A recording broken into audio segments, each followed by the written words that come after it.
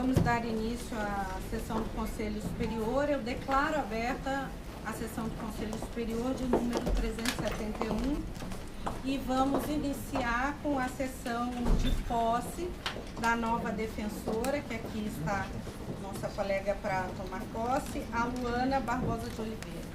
Seja bem-vinda.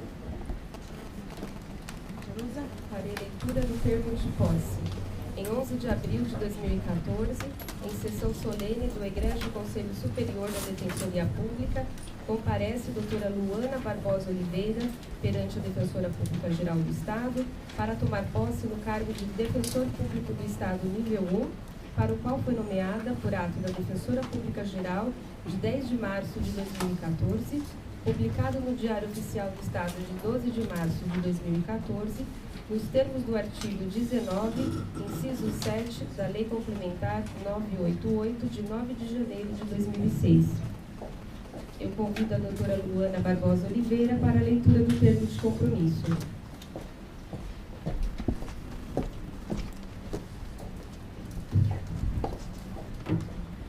Prometo, pela Defensoria Pública, respeitar a Constituição Federal, atuar em prol dos direitos humanos e servir ao povo do Estado de São Paulo, prestando assistência jurídica aos necessitados, defendendo os seus direitos, promovendo o acesso à justiça e cumprindo os deveres inerentes a meu cargo. Assim o prometo. Com a palavra, a Defensora Pública Geral do Estado.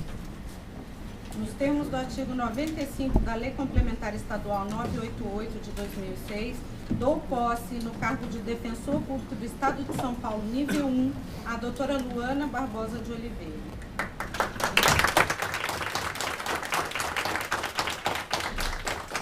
Temos a assinatura do livro de posse.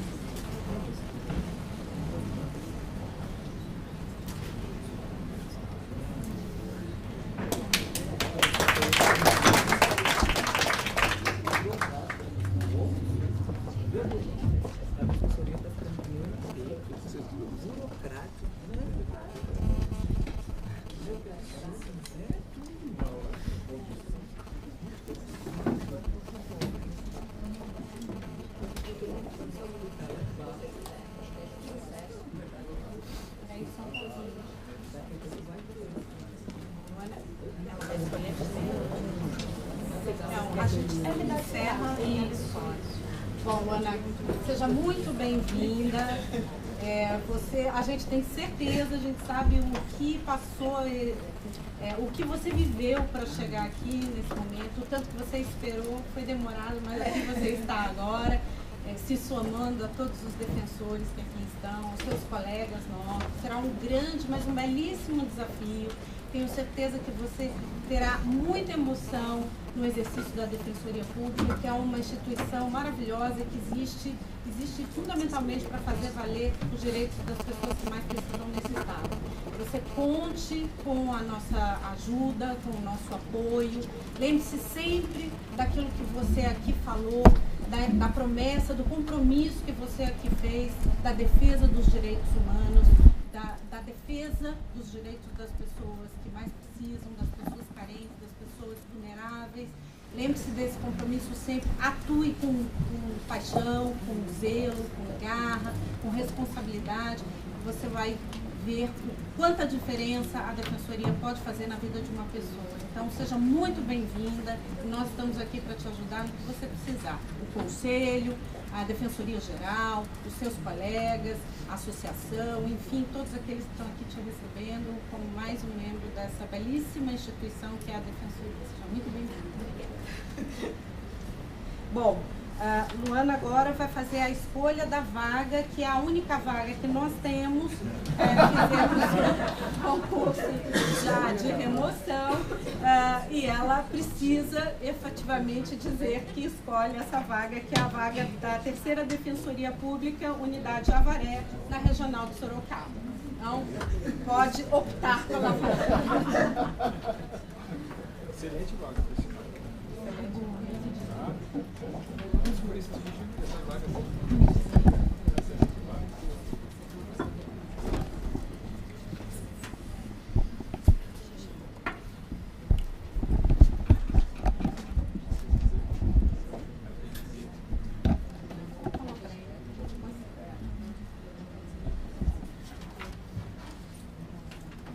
Ok, Ricardo? Assinou? Assinou? Então tá bom. Então eu dou por encerrada a sessão de posse. Pergunto aos conselheiros se querem fazer o uso da palavra. Podemos encerrar? Ok? Parabéns mais uma vez. Doutora Juliana, que é a terceira subdefensora, responsável agora pela sua área de atuação, vai falar com você. Tá bom?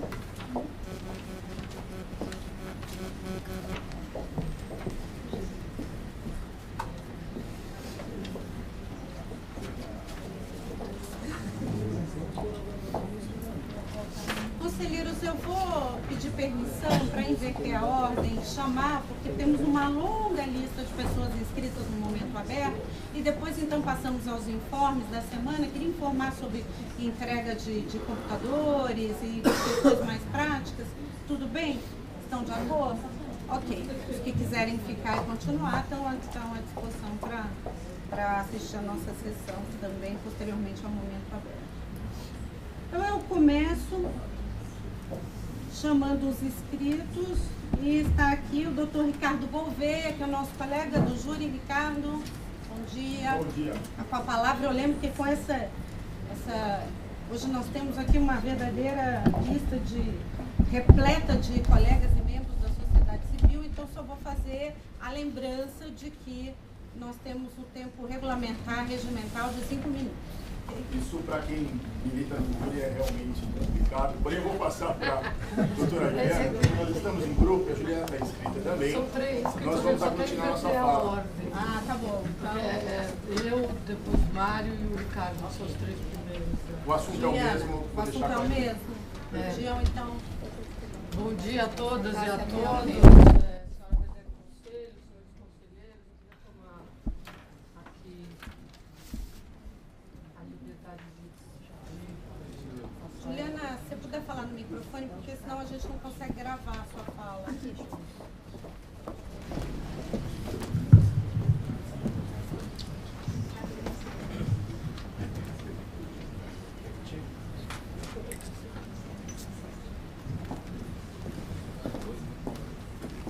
Eu fico muito feliz, aliás, de ter essa oportunidade de fazer essa fala há muito tempo, que nós queríamos vir ao Conselho fazer uma fala para explicar um pouco o método de trabalho, alguns números do júri, e é muito bacana ter a oportunidade de fazer isso também em frente aqui da sociedade civil. O que nós estamos distribuindo é uma estatística da 9ª Defensoria, que é a minha banca de atribuições, do ano de 2013, e ofícios relacionados aos dados da 3ª Vara e da 5ª Vara do Tribunal do Júri da Capital, onde não existem defensores públicos. Ainda falta, só para explicar, são 5 varas de Tribunal do Júri na capital do Estado. Nós estamos na 1ª, que é a maior vara, e na 4ª, que é a Vara Regional da Penha. E nós temos aí a 2ª Vara Santana, a 3ª Vara Santo Amaro e a 5ª Vara, que é chamada de Pinheiros, né? Daí uma região um pouco mais nobre da cidade, mas onde também tem assistência jurídica no nível, aí a gente calcula, de 60% dos réus. Eu queria, antes de falar, de colocar aqui um pleito de expansão da Defensoria, falar um pouco desses números que eu trouxe aos senhores. Eu me ressinto, enquanto coordenadora, de não ter conseguido fazer, nesse ano de 2013, uma estatística global da unidade. Acredito que agora, com novos oficiais que chegam, a gente vai ter condição de fazer esse trabalho. Então, o que eu fiz? Uma estatística da minha banca de atribuições, mas que certamente reflete o que é o potencial de trabalho da Defensoria nessa área do júri. Tenho certeza que essa estatística dos meus colegas, se não igual, deve ser, inclusive, melhor do que essa. E foi uma surpresa, a gente já tem esse sentimento, mas uma surpresa muito positiva ver que quando os números são colocados no papel, eles, inclusive, impressionam mais do que a nossa sensação que já é cotidiana, né? No júri, a gente trabalha com o povo, com o Conselho de Sentença, os 7 que estão ali. Se a pessoa está em plenário é porque tem os indícios suficientes de autoria, tem prova da materialidade, ou seja, é como se a defesa já chegasse perdendo ali e tendo que virar um jogo, né, em que o primeiro tempo já foi ganho pela acusação. Eu trouxe aqui um total de 42 júris designados e 32 efetivamente realizados. A gente faz uma média de 5 plenários por mês ou 6 quando nós estamos substituindo um colega. É que desse número aqui, os senhores não podem contar 12 meses no ano, porque tem férias, licença-prêmio, e eu ainda, não sei quem sabe, mas rompi os ligamentos do pé, fiquei o mês de outubro também fora, numa licença-saúde. Né? Então, eu peço que os senhores excluam aqui dessa estatística 3 meses do ano, que foi a minha realidade do ano passado. De 32 plenários realizados, senhores, a gente tem 9 absolvições, que significa 28,125% do total. De ganho completo da acusação, apenas 18,75%, 6 condenações integrais.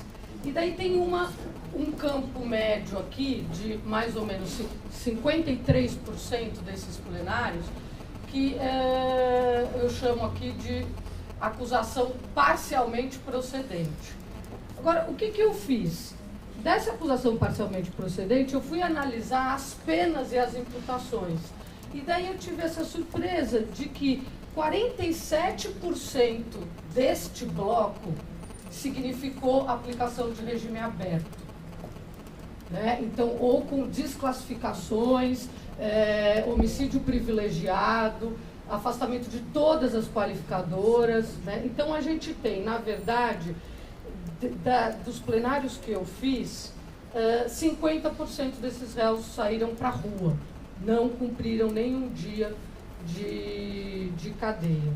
E os que são condenados, gente, isso chama muita atenção, eu coloquei aqui o nome dos réus com iniciais para garantir a intimidade deles, qual foi a imputação e qual foi a condenação final, inclusive com a pena, né? Desses condenados, que está no final, os senhores podem ver, quais são as penas, né? 18 anos de reclusão no regime fechado, 12 anos, 21 anos, 20 anos, né? E ainda tem um de 30, não, o outro 13 anos e 4 meses. Então, quando a acusação ganha, é algo muito pesado que nós temos de resposta estatal para essas condutas.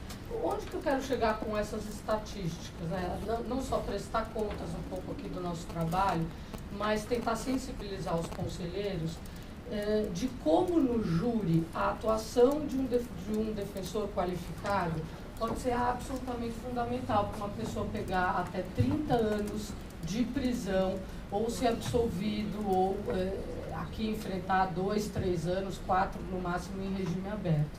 A gente não tem um juiz que tem conhecimento jurídico e dos autos que vai poder contrabalancear uma defesa mal feita.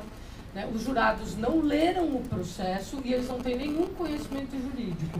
Se a defesa não é bem feita, sequer vai ser objeto de quesitação a esses jurados as teses defensivas que seriam pertinentes. E, por outro lado, trabalhar com o povo, a gente tem uma penetração muito grande das nossas teses, dos nossos argumentos, inclusive de buscar trazer aqui sensibilização social e justiça social também para dentro da justiça criminal, né? A gente que trabalha em revisão criminal das outras varas, bem sabemos como é que são as condenações que acontecem. O problema não é só na capital, o que nós gostaríamos de ver seria a defensoria no júri em todo o estado, porque de fato ia ter um impacto e um prestígio para a instituição muito grande, porque também é uma vitrine. Mas o que acontece na capital de mais sensível? Em primeiro lugar, essas 3 varas do júri são as únicas varas criminais da capital onde não existe defensoria pública. Tirando o GCRIM dos foros regionais, no Fórum da Barra Funda Central, né, são os únicos lugares onde não tem defensor atuando, justamente onde as pessoas são condenadas às maiores penas. E nós já tivemos assistência judiciária no 5º e no 3º Tribunal do Júri. O presidente do Conselho já atuou no 3º Tribunal do Júri, o Pedro Gilberti era um dos procuradores que atuava na 3ª Vara do Tribunal do Júri da capital. Então, também acredito que deve ter sido o único lugar onde nós tivemos retrocesso em relação ao panorama que existia na época da Procuradoria do Estado, né? A gente encolheu. E temos 8 anos de defensoria aqui. Essa unidade, na verdade, nunca se organizou para vir aqui, para pedir, pleitear essas expansões, né? A gente não teve nenhum investimento nessa quase uma década inteira aí de atuação da defensoria. A gente foi uma unidade que ficou completamente estagnada. A gente tem muitas dificuldades de infraestrutura, mas que a gente vem superando aí com o tempo. O ganho muito grande é o CAM, isso deu um salto de qualidade. A gente trabalha muito com violência intrafamiliar, com problema de esquizofrenia, várias espécies de doença mental, alcoolismo, e essa atuação do CAM possibilitou a gente, de fato, dar um atendimento, uma assistência completa. A gente está acompanhando essas pessoas no CAPS, a gente sabe quem é o terapeuta ocupacional que trata dos nossos réus, né? Traz eles para testemunhar, consegue tratamento ambulatorial. A gente está, de fato, conseguindo mudar a vida dessas pessoas. São pessoas primárias, né, que muitas delas doentes e não têm um perfil, eu nem gosto de falar assim, né, porque isso traz até um estereótipo, mas não tem um perfil criminógeno. É uma população diferente que a gente atua ali, que demanda um olhar interdisciplinar muito grande. Então, acho que a gente pode, de fato, fazer diferença abrindo essas varas, se não no estado todo, pelo menos na capital, na região metropolitana, onde tem uma demanda muito grande, e essas varas especializadas do júri. A gente tem feito um trabalho de coletar dados. O que eu consegui trazer hoje foram os dados de Santo Amaro e de Pinheiros, porque Santana fica fora do fórum. E a gente não teve a chance ainda de marcar uma reunião com o juiz-presidente. Mas vamos buscar fazer isso nas próximas 2 semanas. Escolhemos vir aqui hoje, até porque foi divulgado o cronograma, né, no e-mail dos cargos. Era uma coisa que a gente já tinha em mente, mas daí percebemos que a água já estava batendo na cintura, e então viemos logo aqui tentar mostrar os dados que nós coletamos até agora. Tá? Queria passar a palavra aos meus colegas, e só antes de mais nada, a presidente do Conselho, que já foi do júri, vai entender bem o que eu vou dizer agora. Essas outras varas, conselheiros, se transformaram em câmaras de gás, e não é à toa que o time de promotores que foi para lá, né? Em Pinheiros nós temos hoje Cossenso, Zagallo, Mildred e... quem que é o quarto? E Dejalma.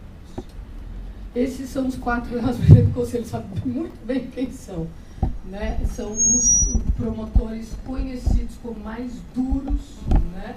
E que a gente tinha brigas viscerais quando eles estavam na primeira vara, alguns deles, né? Em Santo Amaro está o Virgílio, que é conhecido de perto pelo nosso futuro conselheiro Pedro Avelar, né? Tem inclusive uma debandada das varas onde a gente atua, eles vão para outras, e é um negócio de nadar de braçada, que a gente fica, os réus estão completamente indefesos, completamente indefeso. Não é à toa que isso acontece, isso é o espaço da defensoria ocupando, isso muda tudo. Outra coisa que não é à toa que acontece, na 5ª Vara do Tribunal do Júri, a gente tem resistência de colocar os nossos convênios. O juiz quer nomear o advogado amigo dele. O IDDD, que é um convênio gratuito, que a gente sabe que é um convênio de qualidade, que ajuda muito a gente, eles não conseguem ser nomeados na 5ª Vara, porque o juiz barra a entrada da defesa ali. Então, assim, para quem for para essas varas não vai ser fácil e isso não vai facilitar o nosso trabalho, porque a gente quer trabalhar em equipe, é uma única unidade, fazer júri nesses outros locais. A 5ª Vara, por exemplo, seria uma vara pequena, com 2 ou 3 colegas no máximo. Quando tiver de férias, a gente vai ter que ir lá substituir os colegas do 1º, do 4º. Então, esse pedido em nada facilita, em nada melhora o nosso trabalho, né, em termos de facilidade. Pelo contrário, o que a gente quer é comprar uma briga aqui pelos nossos assistidos, mas para isso a gente precisa do apoio desse colegiado. Tá? Muito obrigada, desculpa me estender, mas os senhores bem sabem que o júri nunca vem a esse conselho, uma vez a cada 5 anos, então a gente usa um pouquinho mais de fala aqui nessa oportunidade. Obrigada. Também sou da unidade de júri, meu nome é Ricardo, sou defensor público da 4ª Vara do Júri. Para complementar o que a Juliana está falando, eu gostaria só de expor alguns traços da minha experiência. Estou designado na 5ª Vara do Júri, apesar de ser da 4ª Vara do Júri, para realizar a defesa de um assistido, em que houve um grave problema com o advogado conveniado. O advogado conveniado havia pedido um certo montante para a família do acusado, para poder fazer as razões de apelação após o júri. Na verdade, na plenária do júri, antes de iniciar os trabalhos, ele pediu à família, disse à família que o caso era muito difícil, e pediu à família, olha, se perdermos para apelar, eu não faço pelo convênio, eu cobro R$5.000 para fazer esse trabalho. O júri, obviamente, ele fez daquele jeito, houve a condenação e ele cobrou da família os R$5.000. A família procurou a Defensoria Pública, esse caso está sendo apurado na comissão. Cautelarmente, esse profissional foi afastado e a Defensoria Pública foi designada para trabalhar nesse processo. Eu peguei o processo junto com o doutor Alessandro, já na fase de apelação. Nós interpusemos a apelação, um trabalho articulado junto com o núcleo de 2ª instância, conseguimos provimento no nosso recurso e anulamos o processo desde a citação. O processo começou todo de novo. Tá? E nós pudemos fazer um trabalho detido com a família, de instrução do processo, e agora teremos o julgamento em maio desse caso, um caso emblemático. Não sei quantos outros casos ocorre algo similar e não é trazido à Defensoria Pública a informação a respeito. Não posso dizer que ocorre ou não, mas imagino que esse precedente demonstra quão essencial é o trabalho da Defensoria Pública retomar esse trabalho dentro das varas do júri. Na 4ª Vara do Júri, onde eu trabalho especificamente, desde 2007, passei um breve período no 1º do júri, cerca de 9 meses. A diferença de atuação da Defensoria, a síntese, a essência do nosso trabalho, ela é muito sentida atualmente. Nesses 7 anos de trabalho junto à 4ª Vara do Júri, nós podemos dizer que modificamos a forma como a Defensoria é vista perante o Poder Judiciário, especialmente perante a 4ª Vara do Júri. Por quê? Inicialmente nós fomos recebidos pelo magistrado presidente com a seguinte fala: mas por que abrir a 4ª Vara do Júri? Por que aqui? Não fomos recepcionados calorosamente, fomos recepcionados com um porquê aqui. Estão atrapalhando o que vocês vêm fazer aqui. Mas o convênio já trabalha tão bem aqui, nós conhecemos todos os profissionais, todos os advogados, não? E nós tivemos que abrir trincheira, nós tivemos que, educadamente, mas sem abrir mão das nossas prerrogativas, lutar muito, mas muito mesmo, para nos fazermos ouvir diante da vara do júri, diante dos magistrados. Impetramos um caminhão de habeas corpus, nós brigávamos em plenário, nós fizemos amigos e fizemos inimigos na nossa história, mas não deixamos de lutar a ponto de hoje o magistrado presidente da 4ª Vara do Júri dizer que a Defensoria Pública é essencial para a administração da vara, e a vara do júri hoje, da 4ª Vara do Júri, de todas as varas do júri, é a que tem a pauta mais curta de réus presos e de réus soltos, de todas as varas do júri, de todas. A Defensoria Pública, ela auxilia o judiciário na administração da justiça e ela serve como um contraponto, dando efetividade à defesa do júri. O assistido, ele encontra alguém para falar, a família encontra uma pessoa, encontra uma referência para poder falar sobre o caso. A instrução de primeira fase, aquilo que a Juliana estava falando, é essencial na unidade, no júri. Mais do que em qualquer outro processo, no processo do crime doloso contra a vida, a instrução do fato é essencial.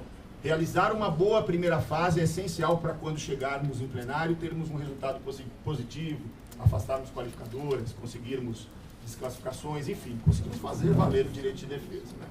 E essa repercussão positiva da Defensoria Pública pode ser externada agora, ainda de forma mais efetiva pelo Mário, porque recentemente houve uma atuação emblemática da Defensoria Pública que repercutiu na comarca de Taubaté, e o Mário vai falar um pouquinho a respeito disso.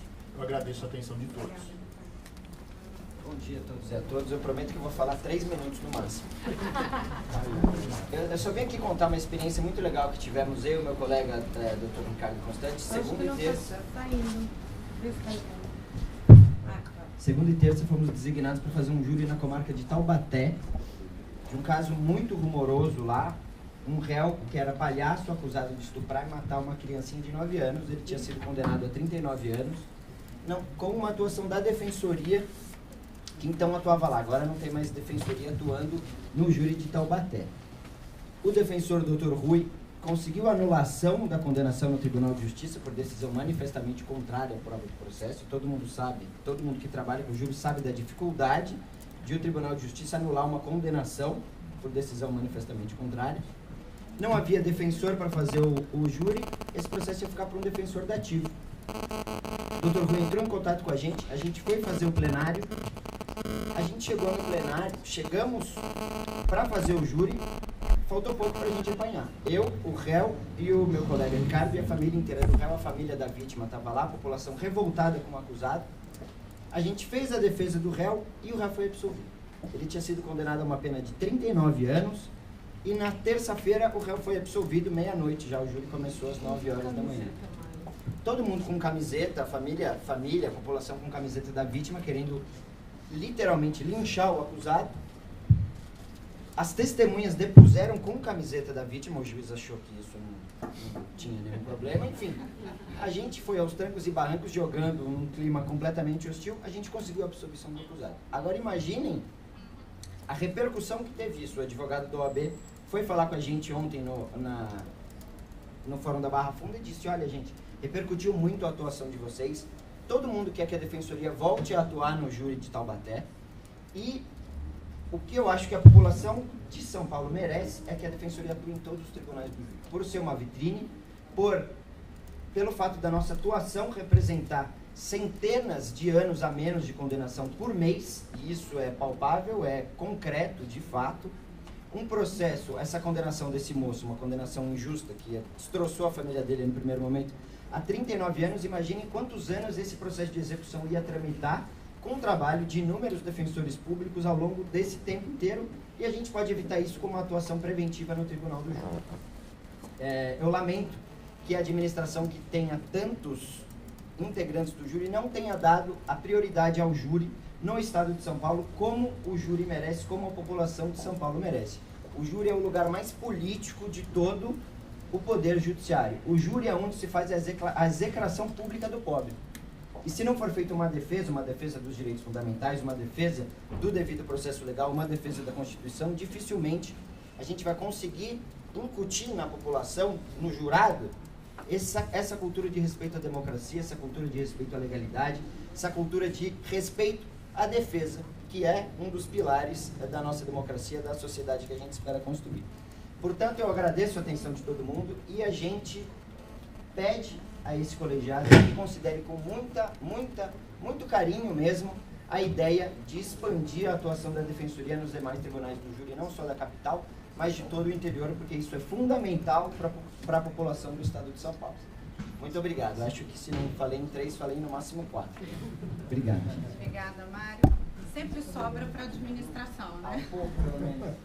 Bom, a administração gostaria muito de poder atender todas as demandas que tem na Defensoria, muito, porque todas são extremamente relevantes, cada atuação é extremamente relevante, no civil, na família, no júri, no criminal, na execução, e a gente vai aos pouquinhos tentando fazer essa proposta aqui, o Conselho também se sensibilizando e tentando ocupar esses espaços. Claro que nós sabemos das penas altíssimas, claro que nós sabemos da relevância desse trabalho, gostaríamos muito de atender essa demanda. Temos aí pela frente um processo, enfim, de expansão da Defensoria, mas quero acreditar que não foi por falta de vontade, mas por ter priorizado, de fato, áreas sensíveis como a execução penal, que era tão importante, estava tão carente, como todas as outras, né? E agora o Conselho se debruçando sobre as demandas sensíveis na área civil, que não podem ser repassadas para o convênio. Então, é um trabalho difícil, porque ante o número de cargos que temos à disposição, não são tantos assim, embora tenham sido expressivos, 400, mas como a gente vai 100 ao ano, tem que ir devagarzinho fazendo esse trabalho. Todos são muito importantes, volto a insistir, né? E todos fazem muita diferença na vida das pessoas. Mas fica aí o agradecimento pela vinda de vocês, o recado, e dizer que a gente também torce que é isso mesmo, né? Vamos construindo aos poucos a Defensoria dos nossos sonhos, que é a Defensoria que tenha o mesmo número de promotores e juízes do Estado. Pelo menos, né? Então, obrigada, gente, pela participação de vocês. Eu vou já chamar os próximos da lista, que aqui estão, que é a Sociedade Civil, que está aqui com várias inscrições. Então, eu chamo o Rodrigo Romero, do Conselho da Ouvidoria. Bom dia. Não está? Não? Ok.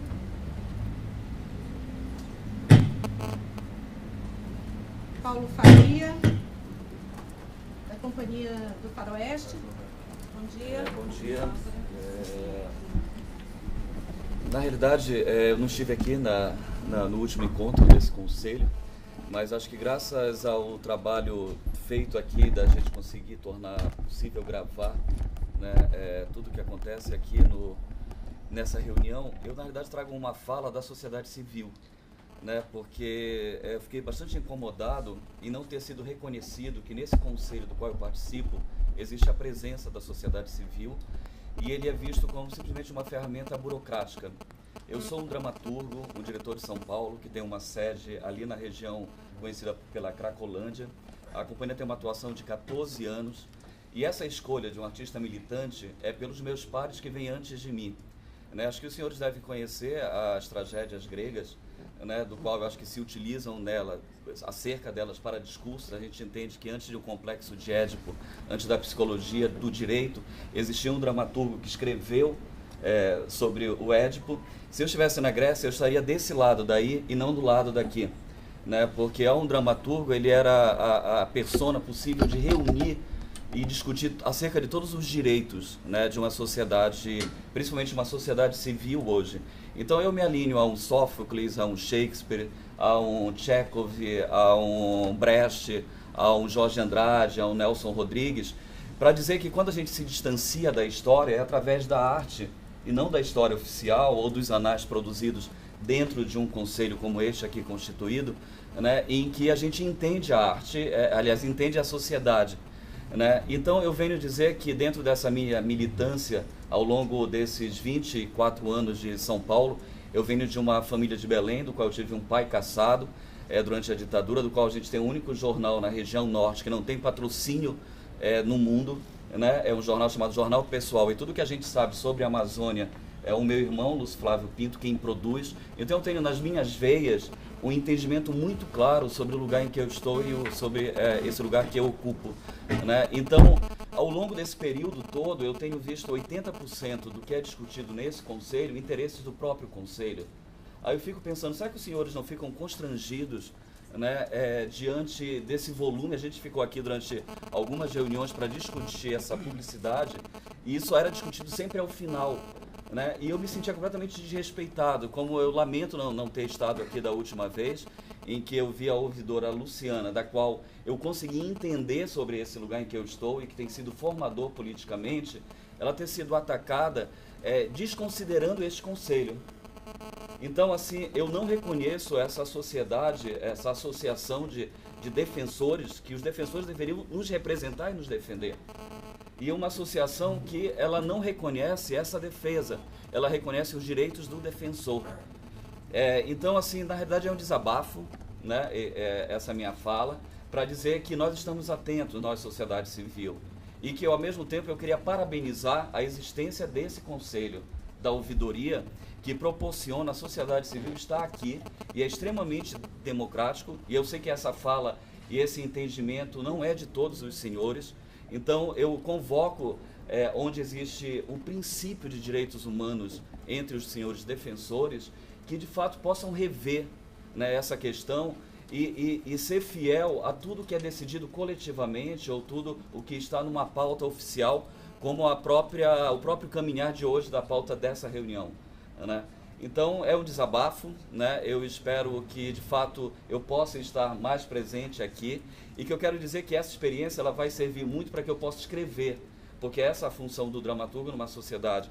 Quando a gente vai saber sobre a escravidão, me parece que a gente tem na poesia um lugar de um Castro Alves muito melhor do que nos anais de uma faculdade de Direito onde ele estudou, né? Então, eu quero que os senhores entendam que nós estamos aqui e que eu gostaria como é o sono dos senhores diante de tudo que tem acontecido no estado de São Paulo e no país. Porque quando eu estou aqui, aí eu entendo a falta de justiça, né? Então eu espero que no próximo período, acho que ainda tenho 1 ano nesse conselho, que essa minha fala ela possa mudar e essa experiência possa ser compartilhada de uma outra forma. Mas tem sido muito desgastante e tem sido vergonhoso, né? A sociedade civil da qual eu represento, e eu sou sociedade civil, está nesse conselho, nas reuniões, e poder ver a pauta e os interesses sobre a carreira e não sobre os necessitados de defesa.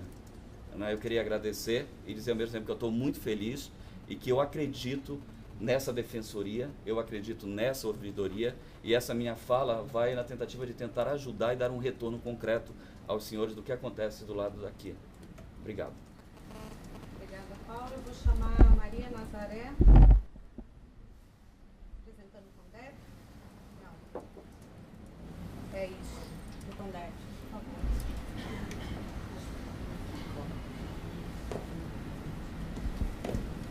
Bom dia a todos, bom dia a todas. Eu também falo de um lugar específico, eu falo do ponto de vista da sociedade civil. E eu estou muito contente de poder estar aqui hoje, falar depois dos defensores e falar depois do meu colega dramaturgo. Eu não participo do júri e não sou artista, né? Mas escrevo, e escrevo muito. Eu sou assistente social de formação, não estou aqui representando o CONDEP, mas sou conselheira do CONDEP, né? Desse lugar que eu estou falando. E gostaria de dizer que as falas que me antecederam só reforçaram o sentimento que eu tenho em relação à defensoria, né? E a defensoria, ela nasceu de uma luta e de uma participação popular da qual nós não queremos abrir mão, né? Todos nós participamos do movimento de criação para a defensoria e a gente correu esse estado para garantir e efetivar que os pobres tivessem, de fato, uma defensoria pública, digna, respeitosa, dentro da legalidade, com todos os direitos que todos os outros têm também, né? E aí a gente percorreu o Estado, fazendo abaixo-assinado, aí finalmente implantamos a defensoria. Aí veio a segunda etapa, a gente precisa cuidar deste espaço. E aí veio também o movimento de defesa e fortalecimento da defensoria. É nesse lugar que eu quero falar, né? No lugar da sociedade civil, que vê esse espaço como um espaço privilegiado de acesso à justiça dos pobres, né? E que a gente, é um espaço que a gente quer continuar cuidando. Essa é a primeira coisa que eu gostaria de falar. A sociedade civil quer continuar cuidando da defensoria, que é um espaço construído por todos nós que estamos aqui. A segunda coisa que eu queria falar é a questão da representação, que eu acho que essa questão a gente precisa aprofundar de uma forma muito responsável, de uma forma muito cuidadosa. Né? Todos vocês que estão aqui, né, tanto do lado de cá como do lado de cá, dos dois lados, a gente traz junto com a gente uma gama de pessoas, de colegiados, de equipe técnica, de outros defensores, dos usuários que nós atendemos, nos espaços que a gente está. Então, a gente não está aqui sozinho, defendendo interesses próprios. A gente está em nome de um colegiado, que é corpo técnico, que é o usuário, que é aquele que acessa. A mesma coisa acontece na sociedade civil. Nós estamos aqui, eu não estou aqui individualmente. Eu estou aqui com um colegiado ao qual eu represento. Assim é a representação no CONDEP. Né? Por que eu estou falando isso? Porque tem-se a impressão, quando o CONDEP faz a indicação, quando ele encaminha alguma proposta, quando ele encaminha um resultado de uma eleição que é feita dentro do colegiado, a gente fica com aquela impressão meia pobre, só isso de votos, só isso de pessoas.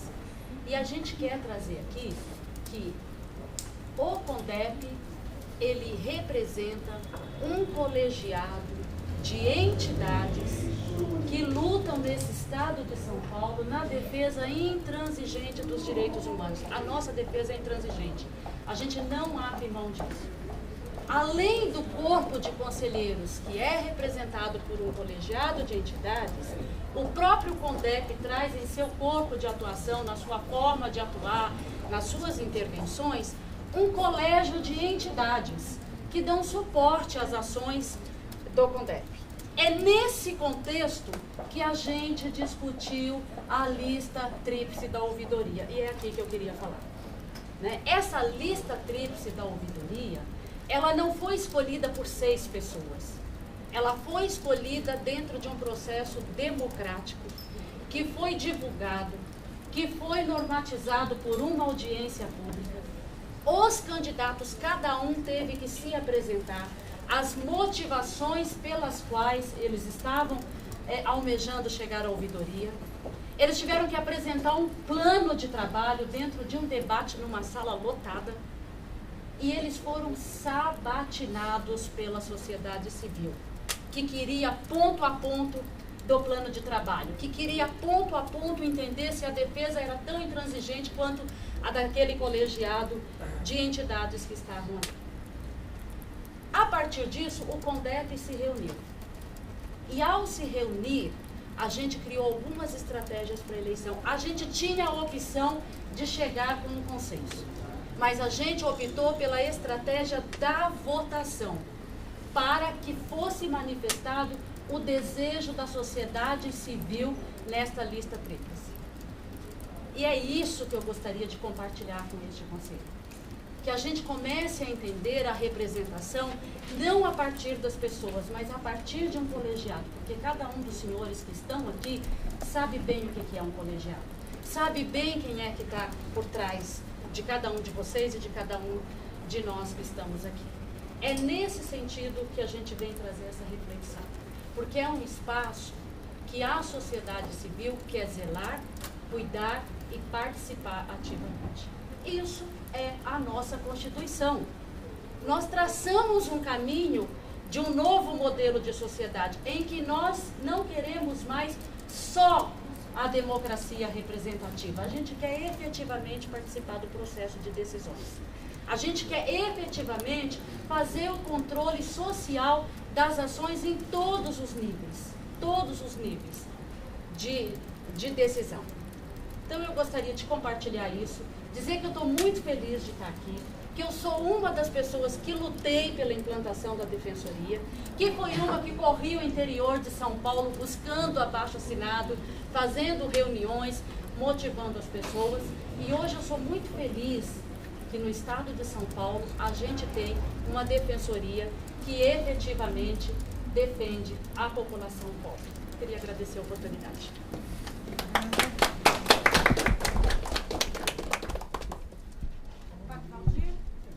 Com a palavra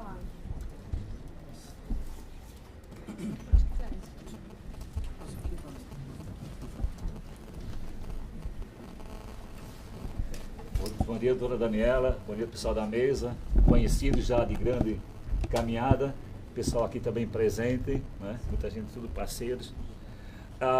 De falar depois do Paulo e da Nazaré é um pouco difícil. É bem complicado para a gente falar depois de vocês dois. Mas eu queria relembrar alguns fatos, ainda completando o que a Nazaré falou, que talvez muitos já conheceram. Eu peço desculpa por repetir alguma coisa. Mas eu queria ainda, para que quem não saiba, quem está há menos tempo nessa caminhada, também tomasse conhecimento. Nazaré falou da luta da implantação, e a luta não parou aí, né, Nazaré? Não parou aí. A nossa luta, depois dos abaixo-assinados, fomos para a Assembleia Legislativa, lá com alguns que na época já batalhavam conosco. Muita gente aqui é novato, nem sequer conheceu essa luta, não estava presente na época, veio depois, né? Alguns já estavam lá conosco nessa caminhada. E da Assembleia, nós tivemos, depois para aprovação, enfrentamento, discussão fortíssima. Além de passar dos gabinetes para as audiências, depois um enfrentamento com aqueles grupos de advogados que queriam inclusão automática na Defensoria Pública sem concurso. E a sociedade civil bateu de frente em discussões pesadas nos corredores. Tá, foi aprovado. Foi aprovado, mas ainda não tínhamos o quadro desejado na época ainda. Nem sequer a estrutura da Defensoria Pública. Qualificação e estrutura. Fomos para as ruas, caminhada, passeata. Fomos até gabinete do secretário de Justiça. Depois, na época, quem tinha assumido era a doutora Adriana, né? Até o gabinete também para discutir melhor isso com a própria Defensora-Geral e a equipe toda. Tínhamos em Brasília um projeto de lei, acho que era 123, né? Que foi para o Senado e para a Câmara. A sociedade civil foi lá para debater. E gabinete da Câmara Federal e do Senado. E na própria sessão do Senado, lá mesmo, ficamos discutindo com os senadores. Antes da votação. Conseguimos. Mas a lei que foi aprovada necessitava ainda, para melhor regulamentação, mais audiência pública. Na época que foi para a mesa, para o debate, quem presidiu a mesa foi o senador ainda, Romeu Tuma, hoje já falecido. Quem estava na mesa, daqui de São Paulo, o doutor Carlos Reis, e a sociedade civil também na mesa debatendo. Avançamos. Mais uma vez conseguimos. Por que lutamos tanto? Queremos uma defensoria parceira da sociedade civil. E nós temos o orgulho de falar isso, digo isso, nós que falamos isso em nível nacional. A Defensoria Pública de São Paulo nasceu e age diferente das demais defensorias públicas do país. Mesmo quer seja nas audiências públicas para a criação de outras defensorias no país, foi sempre a fala pautada pela sociedade civil aqui de São Paulo. Essa estrutura. E uma característica que ressalta, como a Nazaré falou, da democracia, da participação em decisões, foi justamente a criação de ouvidoria externa independente com o Conselho da Ouvidoria. Pautamos essa proposta agora até no CNPCP, para que essa proposta seja também adotada em todo o sistema prisional do Brasil. Sociedade Civil, convidora, pautamos e foi aceita, agora estamos aguardando a recomendação para todo o país. Por que lutamos tanto? Porque entendemos que somos um grupo que trabalha em conjunto, defensores da sociedade civil, não separadamente. E nesse processo de democratização que herdamos da ditadura militar ainda, a forma de gerenciar o judiciário, o legislativo, o administrativo ainda, onde muitas vezes é uma equipe no gabinete que decide sem escutar, sem debater com a sociedade civil. E aqui o processo que queremos é justamente o inverso, de participação. Pautamos essa discussão também na própria Defensoria da União, lá em Brasília, com uma longa audiência pública. Conseguimos avançar. Então, para a sociedade civil, é um orgulho essa luta com vocês. E agora, doutora Daniela, ao ficar sabendo que havia a necessidade de sabatinar quem foi escolhido pela sociedade civil, sentimos como incompetentes e incapazes para tomar a decisão. Nós não merecemos ainda ser considerados como atores que têm autoridade para uma discussão, para apresentar quem vai representar dentro da Defensoria Pública, que é a nossa ouvidoria com o Conselho. Para nós, foi assim como, olha, vocês só servem para quando for preciso para a Defensoria, não para apresentar. que se fosse realmente levando a sério as etapas de conquista civil com esse compromisso, os senhores e senhoras os convidaria para sabatinar as pessoas apontadas para a Defensora-Geral da Defensoria Pública. Aí a Civil também poderia, como parceria, olha, debatemos, escutamos, essa Defensoria Pública teria melhores condições, porque tem uma história também de acompanhamento e de luta com a sociedade civil. Aí sim seria um reforço na nossa parceria. Mas o inverso é a nos sentir realmente incapazes, incompetentes para tomar decisão, a qual sempre lutamos com os senhores. Estamos aqui por isso. Acreditamos na Defensoria Pública, queremos que ela cresça, queremos que ela continue sendo essa demonstração do modelo democrático para todo o país. Isso, eu corro o país, o senhor sabe disso, né? Ainda semana passada, sexta-feira, estava na audiência pública, lá criada a Defensoria Pública em Manaus, avançando, várias propostas. E a Senhora Civil está aí correndo em todo o país, sempre levando esse exemplo daqui de São Paulo. Agora, por favor, não nos decepcione nessa luta. Isso que pedimos encarecidamente. Muito obrigado a vocês, tá? Rodolfo Valente, da Pastoral, da Palavra. Bom dia a todas e a todos. Acho que depois da fala dos meus companheiros e da companheira ali, que tem um pouco para falar, quero endossar as falas, acho que sobretudo a Maria e o Padre Valdir esgarçaram toda a questão da proposta de sabatina. Nós estamos aí contando 8 anos da Defensoria Pública e creio que esse momento, sobretudo com esse cenário político que nós estamos vivendo, de grande demanda por serviços sociais, que a população já não aguenta mais tantas violações a direitos, um instrumento caro como ouvidoria, com caráter externo, ele tem que ser valorizado e fortalecido nesse momento, e não restringido.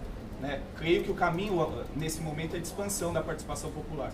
Nós queremos mais controle, queremos mais participação na Defensoria Pública e não qualquer tipo de ingerência nesse instrumento que é tão caro para a gente da sociedade civil. Eu quero dizer que eu estou falando aqui depois de conversas prévias com as Mães de Maio, com a Rede Extremo Sul, com a Rede 2 de Outubro, com o Instituto Prax, e todos os movimentos consertaram, e creio que aqui o Conselho Consultivo também está completamente harmônico nessa opinião, de que a ouvidoria externa é instrumento da sociedade civil e a gente não abre mão desse instrumento e não admite qualquer tipo de ingerência. No mais, creio que tudo que tinha que ser falado aqui já foi falado. Eu quero aproveitar o momento para expressar publicamente, para registrar publicamente o elogio às duas gestões da Luciana, que foi implacável na defesa da sociedade aqui, foi implacável na defesa dos interesses dos mais pobres desse Estado e que elevou a ouvidoria externa a uma dimensão que ela não tinha até então. Hoje a ouvidoria externa de São Paulo é modelo para o Brasil inteiro. Então eu quero registrar isso publicamente. Quero já deixar as boas-vindas aos nossos candidatos, sobretudo ao Aldelon, que a gente reforça aqui que a escolha do CONDEP tem que ser respeitada por esse colegiado. Então é isso que eu gostaria de dizer. Muito obrigado pela fala. Obrigada, Rodolfo. Henrique Zanoni, ONG Mais Diferença. Bom dia. Bom, falar depois de todo mundo é bem difícil, então vou ser bem rápido. Semana passada eu fui no Metrópolis e por conta do lançamento do meu último filme, e aí conversando com o Cunha, ele perguntou, a gente estava falando, eu contei da Defensoria e da Ouvidoria. E aí ele me perguntou, mas o que você está fazendo lá e tal? E uma das coisas era o trabalho que vocês, defensores, fazem. Eu acho que, enfim, com a criação super recente, em termos de período histórico, é super recente, o trabalho que vocês fazem é incrível. E a admiração que eu sempre tive pelo trabalho da Luciana e esse posicionamento da ouvidoria, sendo um órgão externo, que para mim sempre provou que vocês, nunca tiveram medo de nada. A gente pode ser externo e vocês aceitam, a gente discute, às vezes briga, às vezes fica bem, fica mal, mas a gente vai construindo junto. Então essa ausência, esse medo, vocês não têm esse medo. E a outra, a participação. Eu venho, além de ser ator, eu trabalho também com as pessoas com deficiência. Então é um público que está excluído há muito tempo. E assim, o espaço, as demandas, a Carla Malch antes era a pessoa que ocupava esse lugar, eu entrei também para ajudar isso. A gente traz a demanda, por exemplo, de um grupo absolutamente excluído da sociedade, que são as pessoas com deficiência. E é um canal incrível ter essa ouvidoria ocupando esse lugar aqui e sendo externa. E a única coisa que eu acho, colocando aqui a mais do que já foi dito, eu acho que as relações mais delicadas são as mais potentes. E a relação entre a ouvidoria e a defensoria, ela é super delicada.